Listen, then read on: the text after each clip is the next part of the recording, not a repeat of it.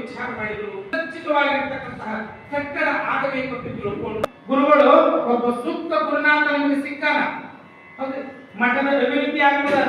ಅಲ್ಲೊಂದು ರೇಣುಕಾಚಾರ್ಯರ ಗಬ್ಬಿಗೆ ರೇಣುಕಾಚಾರ್ಯರ ಮೂರ್ತಿ ಸ್ಥಾಪನೆ ಅವರೆಲ್ಲ ಬಿತ್ತಿಸ್ತಾರೆ.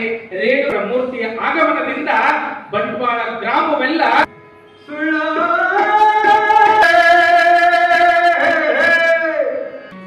ಸಂಸಾರದಾಟ ಸುಳ್ಳು, ಸಂಸಾರದಾಟ ಸುಳ್ಳೇ ಸುಳ್ಳು, ಸುಳ್ಳು ನಾವು ಸುಳ್ಳು ಬದಲೇ ಸುಳ್ಳು, ಸುಳ್ಳೇ ಸುಳ್ಳು, ಸಂಸಾರದಾಟ ಸುಳ್ಳೇ ಸುಳ್ಳು,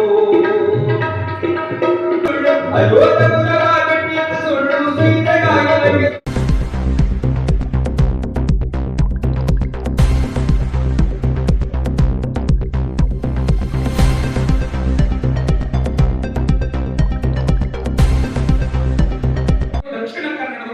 ವೀರಶೈವ ಧರ್ಮ ಪ್ರಚಾರ ಮಾಡಿದ್ದು ಅಂತಂದ್ರೆ ಅದು ಭಟ್ಕಳದ ಹಿರೇಮಠ.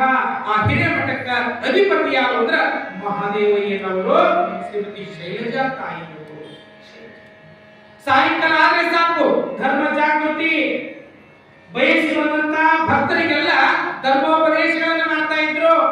ವೀರಶೈವರ ಅಷ್ಟಾವರಣಗಳು, ಪಂಚಾಚಾರಗಳು, ಷಟಸ್ಥಲಗಳ ಬೋಧನೆಯನ್ನು ಮಾಡ್ತಿದ್ರು. ಭಕ್ತರಿಗೆ ಹೇಳ್ತಿದ್ರು, ನೋಡ್ರಪ್ಪ, ಲಿಂಗವಿಲ್ಲದವನು ಭವಿ, ಲಿಂಗವಿಲ್ಲದೆ ಇರ್ತಕ್ಕಂಥವನು ಭವಿ. ಗುರುವಿನ ಮುಖಾಂತರವಾಗಿ ಲಿಂಗ ಪಡ್ಕೊಂಡು ನೀವು ಭಕ್ತರಾಗ್ರಿ, ಧರ್ಮ ಪಾಲನೆಯನ್ನು ಮಾಡಿದ್ದೇ ಆದ್ರೆ ನಿಜ ಮುಕ್ತಿ ಪದವಿ ನಿಮಗೆ ಸಿಗುತ್ತದ ಅಂತ ಮಹಾದೇವಯ್ಯ ತಾತನವರು ಹುಡುಗಿ ಜಾಗೃತಿಯನ್ನು ಮಾಡ್ಲಿಕ್ಕಂತರು, ಜಾಗೃತಿಯನ್ನು ಮೂಡಿಸ್ಲಿಕ್ಕಂತರು.